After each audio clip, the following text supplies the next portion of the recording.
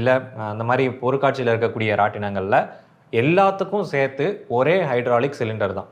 So ஓவராலாக மொத்தமாக தான் அந்த ரெஸ்ட்ரெயின்ட் வந்து லாக் ஆகும். இதில் உள்ள பிரச்சனை என்னென்னா, இப்போ ஒருத்தர் உடல் பருமனாக இருக்கார், அவருக்கு அடுத்து இன்னொருத்தர் ஒல்லியாக இருக்கார் அப்படின்ற பட்சத்தில் இந்த ஹைட்ராலிக் வந்து அந்த உடல் பருமனாக இருக்கிறவருக்கு வரைக்கும் தான் வேலை செய்யும்.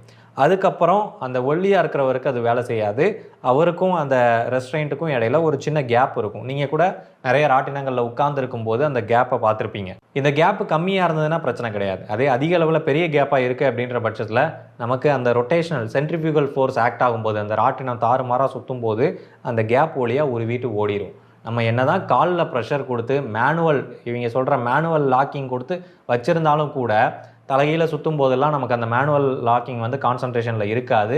ஸோ அப்போ ஈஸியாக உருவிட்டு வெளியில் போகிறதுக்கு வாய்ப்பு இருக்குது. இன்னொரு முக்கியமான விஷயம், இந்தியாவில் நடத்தப்படக்கூடிய பொருட்காட்சி அப்படின்ற பேரில் இந்த மாதிரி ராட்டினங்கள்